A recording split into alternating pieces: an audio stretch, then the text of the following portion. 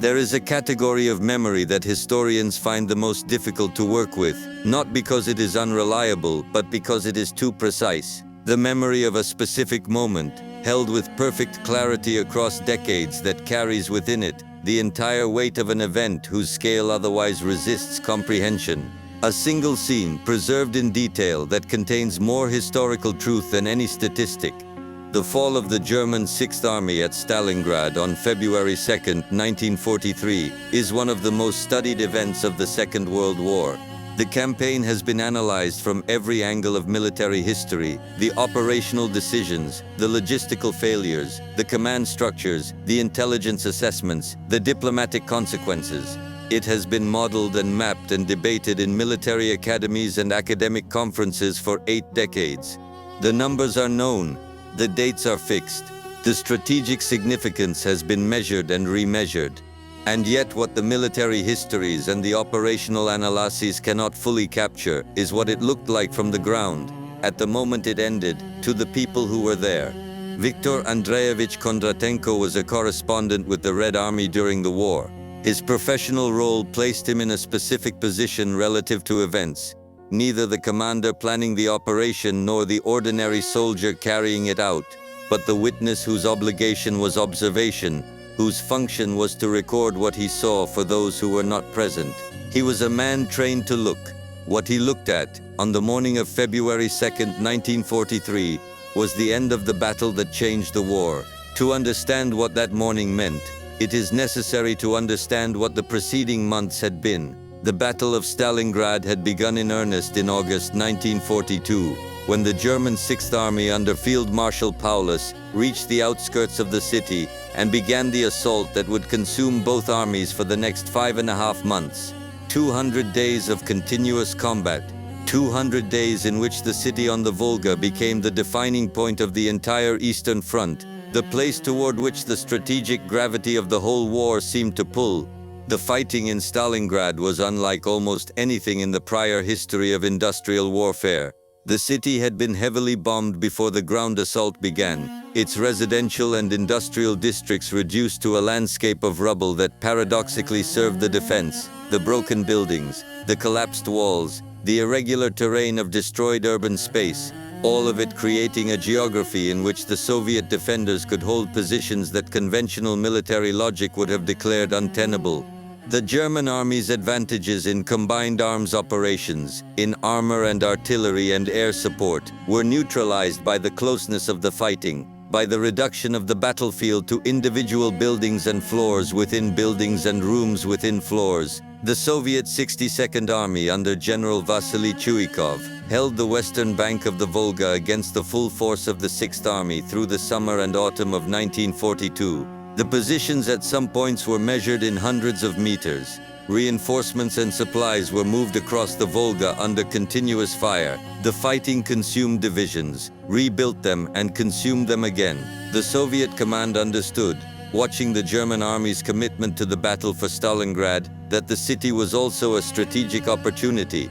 The Sixth Army's flanks were held by Romanian and Hungarian forces, less well-equipped and less prepared for the conditions of the Russian winter. The Soviet strategic reserve was being assembled in secret through the autumn months, while the battle in the city continued to absorb German attention and resources. Operation Uranus began on November 19, 1942. 2 armored thrusts, striking simultaneously at the weaker Romanian forces on the German flanks, linked up 4 days later at the town of Kalak, completing the encirclement of the Sixth Army. Approximately 300,000 German and Axis soldiers were surrounded. The encirclement had been anticipated in German planning as a theoretical possibility and had been discounted as unlikely. When it happened, the speed of the closure and the depth of the penetration exceeded even the Soviet planners' most optimistic projections. The question then became what to do with an encircled force of that size. The German High Command faced a set of options, all of them bad. A breakout attempt, if ordered immediately, might have succeeded in extracting a significant portion of the force, at the cost of abandoning the city and the strategic position it represented. Hitler refused to authorize this. The Sixth Army was ordered to hold its position as a fortress, to be resupplied by air and relieved by a ground operation that would break the encirclement from outside. The air supply never came close to meeting the minimum requirements of 300,000 men in a Russian winter. The relief operation, launched in December under Field Marshal Manstein, advanced to within approximately 40 kilometers of the perimeter, before being halted and driven back. By January 1943, the situation inside the pocket had deteriorated to the point where organized resistance could not be maintained across the entire perimeter, and the systematic reduction of the encircled force began with the Soviet offensive of January 10th. Before that offensive, a surrender proposal had been delivered to the German command, one of the clearest and most formally documented such proposals of the war. It specified the conditions of capitulation. It guaranteed the lives of all surrendering troops. It offered medical care for the wounded. It allowed officers to retain personal sidearms and decorations. The German command refused it on Hitler's explicit order. The fighting continued. Through January, the pocket contracted. Units were destroyed or surrendered piecemeal as the Soviet forces compressed the perimeter. On January 31st, Field Marshal Paulus, who had been promoted to his rank by Hitler only the day before, a promotion that by the tradition of the Prussian military carried an implicit expectation that a field marshal would not surrender, surrendered to Soviet forces in the basement of a ruined department store in the center of Stalingrad. The remaining German resistance collapsed over the following 2 days. On February 2nd, 1943, the last organized German formations laid down their arms. This is the morning that Kondratenko remembered. He did not remember the strategic significance of the event, or the operational details of the encirclement, or the decisions made at the various headquarters over the preceding months. He remembered what the morning felt like, from the ground in the city, when it ended. What he noticed first was the silence. This requires explanation, because in ordinary life silence is simply the absence of sound, unremarkable, the neutral condition of a quiet room or an empty street. The silence that fell over Stalingrad on the morning of February 2nd, 1943, was not that kind of silence.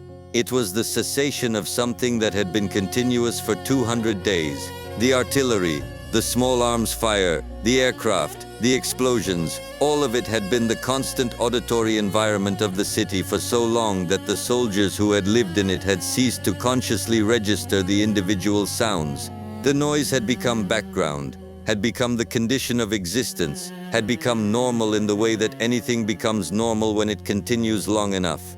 When it stopped, no one understood what had happened. He remembered that the soldiers asked each other what was the matter. They asked why it was so quiet. They moved through the streets with the specific confusion of people whose frame of reference for normal had been so completely reorganized by their circumstances that they could not process its sudden restoration. Silence, which should have been the condition of safety, was instead alarming because it was unfamiliar. Someone said the Germans were surrendering. Someone said they were putting their weapons on the ground. And then what Kondratenko saw, the image that he retained across the years, the thing that he could still describe in detail, was the column. He described it as a snake, a giant snake, moving through the ruins of the city, extending toward the horizon in both directions without visible beginning or end. The captured men's clothing was a patchwork of camouflage and rags, green and white and black. The remnants of what had been a uniformed army supplemented over the preceding months with anything that could provide warmth, women's shawls, civilian coats, layers of material that had been scavenged or stripped from other sources, as the original winter equipment proved inadequate to the conditions. He also said it looked like frogs. The two images, the snake and the frogs, coexist in the description, and their coexistence is itself information. A snake moves with purpose and direction. Frogs scatter without coordination. The column was both, moving in one direction, toward captivity and an uncertain future, but moving with the shuffling, disorganized motion of exhaustion rather than with the precision of military formation. This is what a defeated army looks like from the ground, at the moment of its defeat. Not the clean lines of formal surrender that military history tends to depict, but something more disorganized and more human. Men in inadequate clothing, moving slowly through a destroyed city in the winter cold, their weapons on the ground, their direction determined by the circumstances that had closed around them over the preceding months. The trucks moved alongside the column, picking up those who fell. This detail is worth attention. The Soviet soldiers who had defended this city through conditions of equivalent difficulty, who had suffered losses as severe as those of the force they were now watching surrender, who had spent 200 days in a battle where death was the daily condition, had trucks moving alongside the prisoner column to prevent those prisoners from dying in the road. This was not policy enacted from a comfortable headquarters. This was done by the individual soldiers who were present, the same soldiers who had been asking each other in confused voices why it was suddenly quiet. The capacity of human beings to maintain the obligations of basic decency toward the people who had been trying to kill them, at the immediate moment of the killing's cessation, is one of the facts about war that the formal histories struggle to accommodate. It sits uneasily alongside the scale of the destruction. It does not resolve the contradiction between itself and what it coexists with. It is simply part of the record. Kondratenko remembered one man in particular, a German officer, a field lieutenant, who had reached the point of complete physical collapse and fell to the ground as the column moved past him. His comrades did not stop. They put their collars up and hunched their shoulders and continued walking. They did not look back. The man called names, the names of the people who had been walking with him, his companions, his subordinates, or his friends, and they did not turn. This moment in Kondratenko's memory is not easily categorized. It resists the simple narrative frames that both sides of the conflict had available for making sense of what the battle meant. It is not a moment of heroism or cowardice, not a moment of cruelty or compassion, not a moment that confirms any of the available ideological frameworks for understanding what was happening. It is simply a moment in which the extreme conditions of extreme events produced an outcome, a man alone in the road, calling names, receiving no response, that is recognizably human in its specific sadness. One of the trucks stopped. A Soviet soldier got out and helped the man up and put him in the vehicle. And the column continued. The Battle of Stalingrad changed the course of the war. This is the standard formulation, and it is accurate as far as it goes.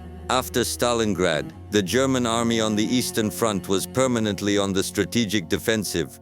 The Kursk offensive of July 1943, the last major German offensive operation in the East, failed to regain the initiative, and the Soviet counter-offensives that followed drove the front progressively westward for the remaining 2 years of the war. The German army never again had the strength or the strategic position to threaten the outcome of the conflict on the Eastern Front in the way it had threatened it in 1941 and 1942. But this is the strategic analysis, the view from the elevation of military history. What Kondratenko carried was the ground-level view, the thing that strategic analysis cannot contain, the specific sensory and psychological experience of being present when an event of that magnitude actually ended. He also remembered, from a different time and a different place, a meeting in Weimar. He had visited the cathedral there, years after the war, and encountered an older German man who served as a guide and who spoke Russian unusually well. Kondratenko asked him how he had learned the language. The man's answer was a single word: Stalingrad. The word as answer, the word as complete biography, the word as the explanation of everything that needed explaining about who this man was and what had shaped him. This is the specific compression of historical meaning into language that only certain events can produce. There are words that carry histories inside them, that contain within a single syllable or two the accumulated weight of months or years of specific experience. For the survivors of the Stalingrad pocket, whether Soviet or German, whether living in Russia or in West Germany or in a cathedral city in Thuringia giving guided tours to foreign visitors, the word Stalingrad was that kind of word. The man in Weimar had been one of the figures in the column, or he had been someone who had survived the pocket and made it to captivity and eventually made it home and built a life in the post-war world and become someone who guided visitors through a cathedral and spoke Russian well. The specific path between those 2 points, between the column in the rubble of a destroyed city in February 1943 and the guide in the cathedral in Weimar, in whatever year the encounter took place, was not recorded and is not known. What was recorded was the exchange. A question and a one-word answer. across the gap of language and experience and the history that both men had lived through from different positions. The documentary record of the Second World War is vast. There are operational histories and campaign analyses and command biographies and diplomatic archives and economic assessments and technological evaluations. There are memoirs and letters and diaries and official reports and intelligence assessments and post-war testimony. The war has been documented with a thoroughness that no prior conflict could approach. And yet there are things that the documentation does not contain, or contains only imperfectly. The specific quality of silence after 200 days of continuous noise, the image of a column of defeated men that looks simultaneously like a snake and like frogs, the names called into indifference winter air, a one-word answer to a question asked in a cathedral years later. A correspondent's obligation is to record what he sees. What Viktor Kondratenko saw on the morning of February 2, 1943, was the end of the battle that changed the direction of the war. What he retained from that morning, what he carried into the post-war decades and could still describe in the specific language of immediate experience, was not the strategic significance, which he understood as well as anyone. It was the image, the snake moving through the ruins toward the horizon, the man in the road calling names, the truck stopping. These are the things that do not appear in the operational histories. These are the things that were present, that were witnessed, that belong to the historical record as surely as any command decision or casualty figure, and that can only be preserved in the memory of the people who were there and transmitted to the people who were not. Weimar lies approximately 500 kilometers west and north of Stalingrad, across the territories that the front moved through between 1943 and 1945. It is a city with a specific weight in German cultural history, the city of Goethe and Schiller, the city whose name the Weimar Republic carried, the city that contains within its geography both the inheritance of German classical culture and the proximity of Buchenwald, the concentration camp that was established in the hills above the city in 1937. It is a place where German history is accumulated in particularly concentrated form. The man who gave guided tours in its cathedral and spoke Russian well had been, at some point before this settled existence, part of the column that moved through the ruins of Stalingrad in February 1943. He had been one of the men in inadequate clothing, moving slowly in the winter cold, whose weapons were on the ground. He had survived captivity and repatriation and the specific difficulties of returning to a country that had been changed beyond recognition by the war and its aftermath. He had built a life in the post-war world. He had learned or retained or relearned the language of the men who had captured him. When a foreign visitor asked him how he had come to speak Russian, he answered with the one word that explained everything. The word that was, for people of a certain generation and certain experience, the complete answer to a very large number of questions. He did not say more than that, and Kondratenko did not record that he said more. The encounter ended there, with the single word hanging in the air of a cathedral in a German city, carrying everything it needed to carry. This is how the history of large events is preserved in the lives of individual people, not as strategy or analysis, but as a word that answers a question, as an image of a column seen from the ground, as the memory of a silence that was alarming because it was unfamiliar, as the sound of names being called in a road, and the sound of no one responding, and then the sound of a truck stopping. The war ended in May 1945. The men who had been in the column walked home if they could, or waited in camps to walk home, or died before walking home, or built new lives in places they had not expected to end up. The city they had tried to take and failed to take was rebuilt over the following decades and renamed Volgograd in 1961. Though the battle that had defined it continued to be known by the name it carried when the fighting happened.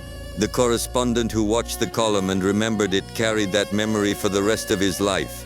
The soldier who asked why it was quiet, and then understood, and then watched the trucks moving alongside the column, picking up the fallen, carried that too. What is remarkable is not that these memories existed. What is remarkable is that they were so precisely retained. The human capacity for exact recollection of significant moments, for keeping the specific image, the specific sound, the specific quality of an experience as it actually happened, is the mechanism by which the lived texture of historical events survives beyond the people who witnessed them. February 2nd, 1943. Snow falling lightly.